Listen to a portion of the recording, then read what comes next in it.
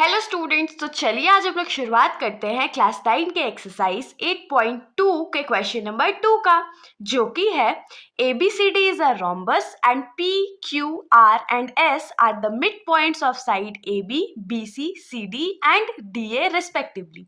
Show that the quadrilateral PQRS is a rectangle. तो इस question में हम लोगों को क्या बोला गया है कि हमारे पास एक रोम्बस है जिसका नेमिंग क्या किया गया है, तो ABCD किया गया है।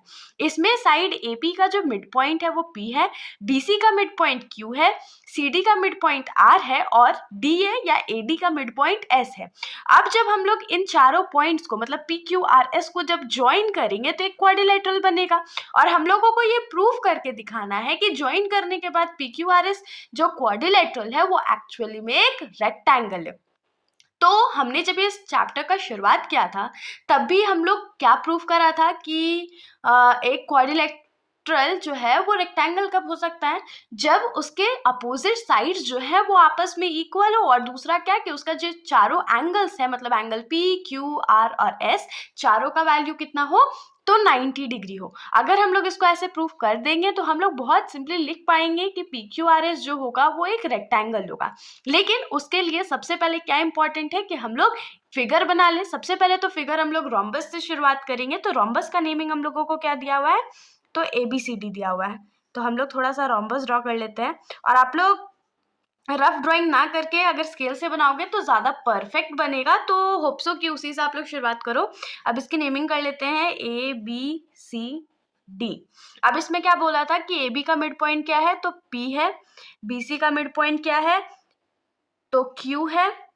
CD का मिड पॉइंट R है और AD या DA का मिड पॉइंट जो है वो S है। अब इसको हम लोग क्या करते हैं, चारों को ज्वाइन करते हैं।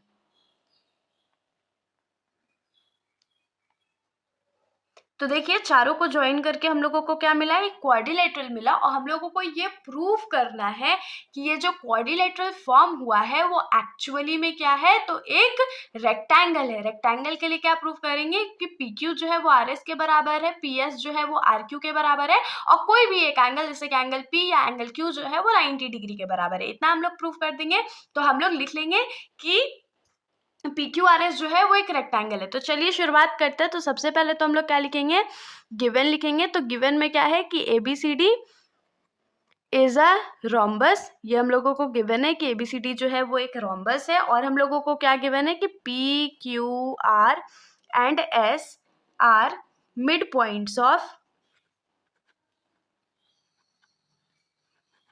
Side AB, BC, CD and DA। ये हम लोगों को क्वेश्चन में गिवन है, ठीक है। टू प्रूव हमारा क्या है कि PQRS जो है वो एक रेक्टेंगल है। तो PQRS इज अ रेक्टेंगल, ये हमारा टू प्रूफ है। अब देखिए इसको प्रूफ करने के लिए सबसे पहले इंपॉर्टेंट चीज जो हम लोगों को करना है वो क्या है कि हम लोगों को कंस्ट्रक्शन करना पड़ेगा। तो अब कंस्ट्रक्ट क्या करेंगे, हम लोग कंस्ट्रक्ट करेंगे कि हम लोग दोनों डायगोनल जो है रोम्बस ABCD का उसको ज्वाइन कर देते हैं, मतलब कि AC को और BD को ज्वाइन कर देते हैं। तो टू कंस्ट्रक्ट हम लोग क्या लिखेंगे कि join AC and join BD। तो दोनों को हम लोग ज्वाइन कर देते हैं और डॉटेड लाइन से ज्वाइन करेंगे ताकि हम लोगों को डिफरेंस पता चले। स्केल से ज्वाइन करने पे ये स्ट्रेट ज्वाइन हो जाएगा और जहां पर ये दोनों इंटरसेक्ट कर रहा है उसको हम लोग पॉइंट O नाम दे देते हैं। होप सो इतना आप लोगों को समझ में आया होगा। अब हम लोग क्या करते हैं, तो अब हम लोग अपना जो प्रूफ है उसको शुरुआत करेंगे। तो सबसे पहले तो रेक्टेंगल का अपोजिट साइड इक्वल होता है, हम लोगों को ये प्रूफ करना है। तो ये कैसे करेंगे, तो देखिए पहले ट्राइंगल ABC में आते हैं। देखिए यहाँ पर ABC ट्राइंगल में साइड AB का मिड पॉइंट P है और BC का मिड पॉइंट Q है और जब इन दोनों को ज्वाइन करेंगे तो PQ लाइन बन रहा है। और हम लोग क्या जानते हैं मिड पॉइंट थ्योरम से कि किसी भी ट्राइंगल में दो साइड्स का मिड पॉइंट जो है अगर उसको ज्वाइन करेंगे तो वो थर्ड साइड के पैरेलल होगा और उसके हाफ होगा। तो ये हम लोग इसको अभी लिख लेते हैं। और सिमिलरली हम लोग क्या कर सकते हैं कि इन ट्राइंगल ADC भी S और R जो है वो मिड पॉइंट है AD और CD का, इसको जब हम लोग ज्वाइन कर देंगे तो SR जो होगा वो थर्ड वाले साइड मतलब कि AC के पैरेलल होगा और इससे हम लोग इक्वेशन निकाल के बहुत आसानी से लिख पाएंगे कि PQ जो होगा वो SR के पैरेलल भी होगा और इक्वल भी होगा। तो हम लोग यहाँ पर इसको लिख लेते हैं कि in triangle ABC P and Q are the midpoints of side AB and BC respectively. P और Q मिड पॉइंट है AB साइड और BC साइड का रिस्पेक्टिवली, मतलब P AB का है और Q जो है वो BC का मिड पॉइंट है। तो यहाँ से हम लोग क्या लिख पाएंगे कि therefore by mid point theorem हम लोग को क्या मिल जाएगा कि PQ जो है वो AC मतलब थर्ड वाले साइड के पैरेलल है।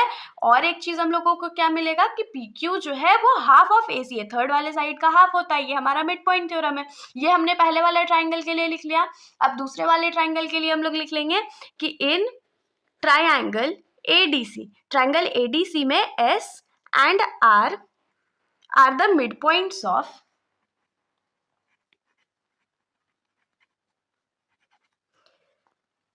sides AD and CD respectively। तो यहां पर से हम लोग क्या लिख पाएंगे कि therefore by midpoint theorem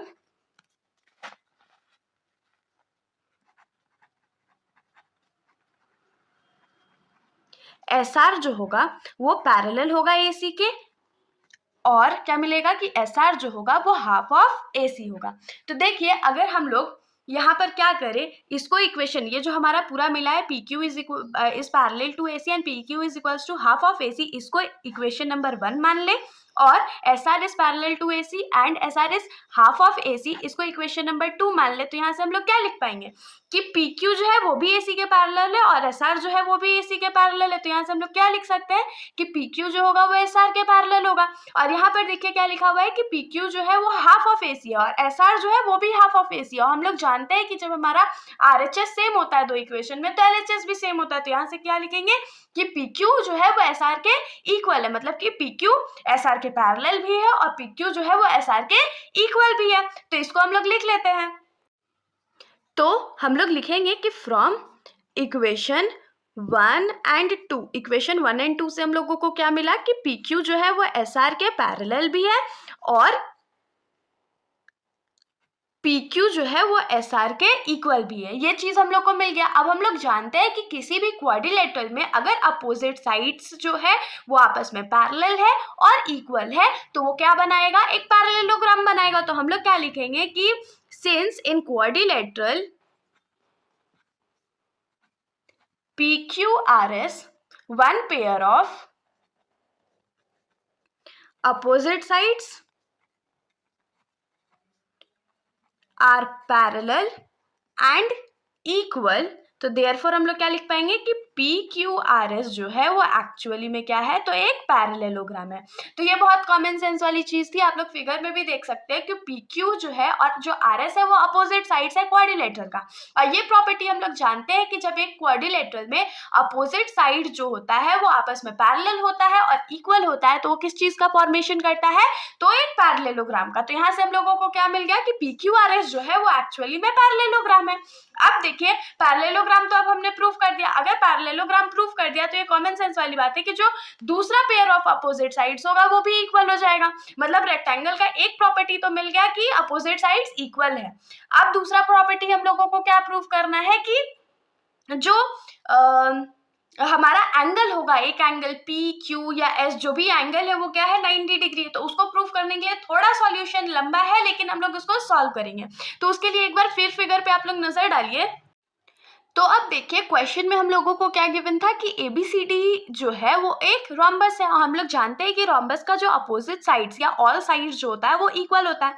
तो इसमें हम लोग क्या लिखेंगे कि AB जो है वो BC के बराबर है, AB जो है वो BC के बराबर है। तो हम लोग लिखेंगे कि हम लोगों को ये गिवन है कि ABCD एक रोम्बस है और ABCD अगर रोम्बस है तो हम लोग यहाँ से क्या लिख सकते हैं कि AB जो होगा वो BC के बराबर होगा। अगर AB जो है वो BC के बराबर है तो हम लोग यहाँ से अगर दोनों साइड हाफ मल्टीप्लाई करें तो क्या हो जाएगा कि हाफ ऑफ AB जो होगा वो हाफ ऑफ BC के बराबर होगा। दोनों साइड हमने हाफ मल्टीप्लाई किया। रीजन में आप लोग लिख सकते हैं मल्टीप्लाइंग 1/2 बोथ साइड्स। अब हाफ मतलब क्या होता है, किसी भी चीज का आधा। तो हाफ ऑफ AB मतलब क्या होता है, AB का आधा। तो यहाँ पर देखिए हाफ ऑफ AB क्या होगा, AB का आधा AP भी होता है और बीपी भी होता है, लेकिन हम लोगों को अभी आगे जो है बीपी का काम पड़ने वाला है, इसीलिए हम लोग इसमें बीपी लिखेंगे कि हाफ ऑफ बीपी क्या हो जाएगा, एबी क्या हो जाएगा, तो बीपी हो जाएगा। और हाफ ऑफ बीसी क्या होगा, तो सीक्यू भी होगा और बीक्यू भी होगा, लेकिन हम लोग यहाँ पर सिर्फ और सिर्फ बीक्यू का इस्तेमाल करेंगे क्योंकि ये दोनों एडजेसेंट है, तो हम लोग अभी इसका इस्तेमाल करने वाले हैं। ये बीपी जो है वो बीक्यू के बराबर हो गया। अब इसमें हम लोग क्या लिखेंगे, रीजन में लिख सकते हैं कि P and Q R mid points of side AB and BC। ये हम लोगों को यहाँ पर रीजन मिल गया। अब इक्वेशन नंबर 1 और 2 तो हमने अज्यूम करा हुआ था। अब हम लोग क्या करते हैं, एक चीज इसको इक्वेशन नंबर 3 मानने के लिए एक चीज हम लोग यहाँ पर क्या कर सकते हैं कि बीपी को देखिए, बीपी के अपोजिट में कौन सा एंगल है, तो क्यू तो है, लेकिन सिर्फ हम लोग क्यू तो नहीं लिख सकते, इसको हम लोग क्या लिखेंगे, पी क्यू बी लिखेंगे, मतलब ये वाला एंगल। और बी क्यू के अपोजिट में कौन सा एंगल है, तो ये वाला एंगल है, तो इस एंगल का नेमिंग हम लोग क्या कर सकते हैं, तो क्यू बी पी। तो यहाँ पर हम लोग इसको लिख लेते हैं कि बीपी के अपोजिट में हमारा कौन सा एंगल है, तो एंगल पी क्यू बी, और बी क्यू के अपोजिट में कौन सा है, तो क्यू बी पी। और ऐसे इक्वल ये क्यों हो गया, क्योंकि हम लोग जानते हैं कि angles opposite to equal sides are equal. अब हम लोग मान लेते हैं इसको इक्वेशन नंबर 3। ये हमारा इक्वेशन नंबर 3 हो गया। अब आप लोग के दिमाग में आ रहा होगा कि हमने इसको इक्वेशन नंबर 3 क्यों माना है, हम लोगों को क्या काम है। तो अभी हम लोग जो क्वेश्चन आगे सॉल्व करेंगे या जो हम लोग अभी कॉन्सेप्ट यूज करने वाले हैं उसमें हम लोगों को इसका जरूरत पड़ने वाला है। तो अब हम लोग क्या करेंगे, कॉन्ग्रुएंसी प्रूफ करेंगे। लेकिन कॉन्ग्रुएंसी किसका प्रूफ करेंगे, कौन से ट्राइंगल का, तो यहाँ पर देखिए, यहाँ पर हम लोग कॉन्ग्रुएंसी प्रूफ करेंगे ट्राइंगल APS का और ट्राइंगल CQR का। इन दोनों को हम लोग क्या करेंगे, तो कॉन्ग्रुएंट प्रूफ करेंगे। अब आप लोगों के दिमाग में आ रहा होगा इतना दूर दूर का ट्राइंगल्स को क्यों कॉन्ग्रुएंट प्रूफ करेंगे, तो अभी आप लोगों को आगे समझ में आएगा, जैसे जैसे हम लोग क्वेश्चन बनाएंगे वैसे वैसे दिमाग में बैठ जाएगा। लेकिन अब क्वेश्चन क्या राइज होता है, ठीक है APS और CQR को कॉन्ग्रुएंट प्रूफ करेंगे, लेकिन कैसे करेंगे, 3 इक्वल चीजें भी तो हम लोगों को चाहिए ना। तो देखिए, सबसे पहले इक्वल चीज हम लोग क्या लिख सकते हैं कि AP जो होगा वो CQ के बराबर होगा। AP जो है वो CQ के बराबर है। क्यों AP CQ के बराबर है, क्योंकि हम लोग जानते हैं कि P जो है वो AB का मिड पॉइंट है और Q जो है वो BC का मिड पॉइंट है ना, मिड पॉइंट। और दोनों का मिड पॉइंट और दोनों का साइड भी तो इक्वल था ना, AB BC के इक्वल था, तो इसका हाफ जो होगा वो इसके बराबर हो जाएगा। तो हम लोगों को यहाँ से क्या मिलेगा कि AP जो है वो CQ के बराबर है। सिमिलरली हम लोग दूसरे में क्या लिख सकते हैं कि साइड AS जो होगा वो CR के बराबर होगा। क्यों बराबर होगा, क्योंकि एक तो AD और CD जो है वो साइड्स ऑफ रोम्बस है और दोनों का आधा आधा तो इक्वल होगा। तो यहाँ से हम लोग क्या लिख पाएंगे कि ये वाला साइड जो होगा वो इस वाले साइड के बराबर होगा। एक चीज और चाहिए, तो एक चीज और हम लोग क्या यूज कर सकते हैं, क्या दिमाग लगा सकते हैं, तो हम लोग लिख सकते हैं कि PS जो होगा वो QR के बराबर होगा। PS जो है वो QR के बराबर क्यों होगा, तो अभी जस्ट हमने प्रूफ करा था ना कि PQRS जो है वो पैरेललोग्राम है और पैरेललोग्राम का जो अपोजिट साइड्स होता है वो आपस में इक्वल होता है। तो SSS प्रॉपर्टी के थ्रू हम लोग इन दोनों ट्राइंगल्स को कॉन्ग्रुएंट प्रूफ कर सकते हैं। अब अगर इन दोनों ट्राइंगल्स को हम लोग कॉन्ग्रुएंट प्रूफ कर देंगे तो हम लोगों को यहाँ से CPCT से क्या मिलेगा कि एंगल APS जो होगा, मतलब ये वाला जो एंगल होगा वो किसके बराबर होगा, तो एंगल CQR के। अब इन दोनों को इक्वल क्यों प्रूफ करा वो हम लोग आपको आगे बताएंगे। तो चलिए सबसे पहले तो हम लोग इतना दूर तक लिख लेते हैं। तो हम लोग लिखेंगे कि in triangle APS and triangle CQR, सबसे पहले हम लोग क्या लिखेंगे कि AP जो होगा वो CQ के बराबर होगा। क्यों बराबर होगा, तो P एंड Q जो है वो मिड पॉइंट्स है AB और BC का। दूसरा हम लोग क्या लिख सकते हैं कि AS जो है वो CR के बराबर है। AS CR के बराबर क्यों है, क्योंकि S और R जो है वो मिड पॉइंट है AD और CD का। दो साइड्स इक्वल मिल गया। एक चीज हम लोग क्या लिख सकते हैं और कि PS जो होगा वो QR के बराबर होगा। PS QR के बराबर क्यों होगा, क्योंकि PQRS जो है वो एक पैरेललोग्राम है और पैरेललोग्राम का अपोजिट साइड जो होता है वो आपस में इक्वल होता है। तो यहाँ से हम लोगों को क्या मिल गया कि देयरफॉर ट्राइंगल APS जो है वो कॉन्ग्रुएंट है ट्रायंगल CQR के। और क्यों कॉन्ग्रुएंट है? तो SSS कॉन्ग्रुएंट से। अब यहाँ से हम लोग CPCT से क्या लिख सकते हैं कि एंगल APS जो होगा वो इक्वल होगा एंगल CQR के। और क्यों इक्वल है? तो CPCT के थ्रू। इतना चीज हम लोग को मिल गया, इसको अज्यूम कर लीजिए टू बी इक्वेशन नंबर 4। तो अब आप लोग फिगर में देखिए, फिगर में हम लोगों को क्या दिख रहा है कि AB जो है वो एक स्ट्रेट लाइन है और P जो है वो उस पे पॉइंट है। तो उसके हिसाब से हम लोग क्या लिख सकते हैं कि ये वाला एंगल और ये वाला एंगल का जो सम होगा वो 180 डिग्री के बराबर होगा। 180 डिग्री के बराबर क्यों होगा? क्योंकि हम लोग जानते हैं कि एक स्ट्रेट लाइन पे जितने भी एंगल्स फॉर्म होते हैं उसका सम जो है वो 180 डिग्री के बराबर ही होता है। सिमिलरली BC जो है वो क्या होगा? तो वो भी एक स्ट्रेट लाइन है और Q उस पे एक पॉइंट है। तो उस हिसाब से ये एंगल वाला एंगल और ये एंगल तीनों एंगल को जब हम लोग ऐड करेंगे तो उसका सम भी कितना हो जाएगा? 180 डिग्री के बराबर होगा। हम लोग अब इसको थोड़ा सा लिख लेते हैं। तो हम लोग क्या लिखेंगे कि since AB is a straight line, AB हम लोगों को क्या के पास क्या है कि वो एक स्ट्रेट लाइन है। और अगर AB स्ट्रेट लाइन है तो यहाँ से हम लोग क्या लिख सकते हैं कि angle APS plus angle SPQ plus angle QPB कितने के बराबर सम देगा? 180 डिग्री के बराबर सम देगा। वैसे ही हम लोग क्या लिख सकते हैं कि since BC is a straight line, BC जो है वो एक स्ट्रेट लाइन है, तो यहां से हम लोग क्या लिख सकते हैं कि angle PQB plus angle PQR plus angle CQR जो है वो 180 डिग्री का सम देगा हम लोग को। अब देखिए इन दोनों में हम लोग का जो RHS है वो एकदम इक्वल है ना, तो हम लोग यहां से क्या लिख सकते हैं कि since in above situation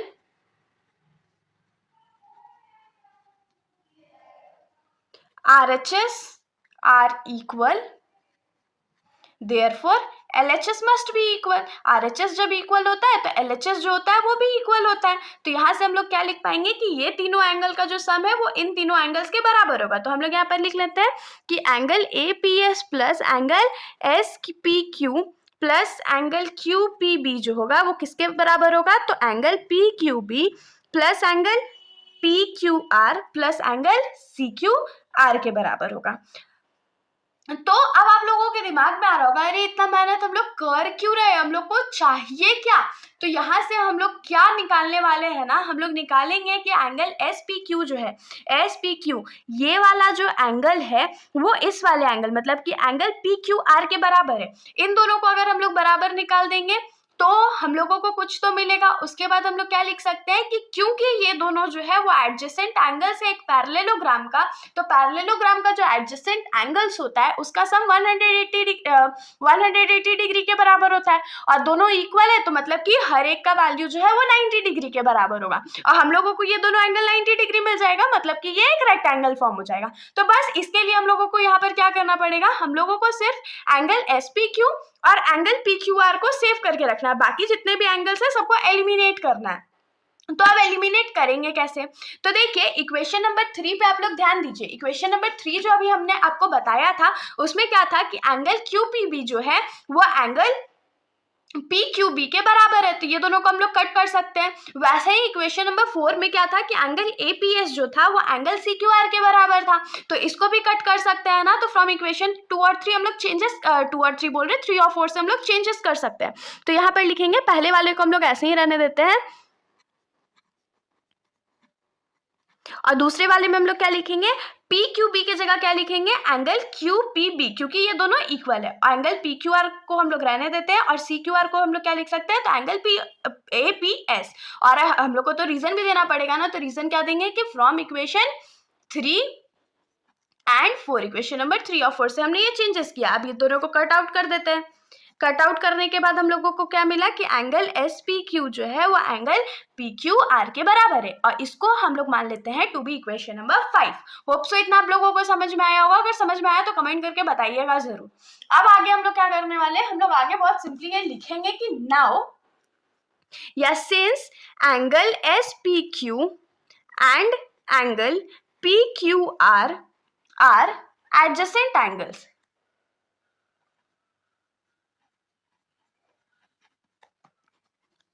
of a parallelogram, therefore in दोनों का जो सम होगा वो कितने डिग्री के बराबर होगा, तो 180 डिग्री के बराबर होगा। अब क्योंकि ये दोनों एंगल जो है वो आपस में इक्वल है तो हम लोग क्या लिखेंगे, एस पी क्यू को ही रहने देते हैं। तो angle S P Q plus angle S P Q is equal to 180 degree. और ऐसा चेंज हमने कहाँ किया है, तो फ्रॉम इक्वेशन नंबर 5 से किया है। तो यहाँ क्या मिल गया, 2 एंगल एस पी क्यू जो है वो 180 डिग्री के बराबर हो गया। 2 इस साइड मल्टीप्लाई में है, उसको राइट साइड भेजेंगे तो वो डिवाइड में चला जाएगा। डिवाइड करने पे हम लोग को क्या मिलेगा, 90 डिग्री। मतलब कि एंगल एस पी क्यू लिखे या एंगल पी लिखे वो कितना हो जाएगा, 90 डिग्री के बराबर हो गया। अब एक एंगल अगर 90 डिग्री मिल गया तो बाकी सारे एंगल्स भी क्या होंगे, तो 90 डिग्री होंगे।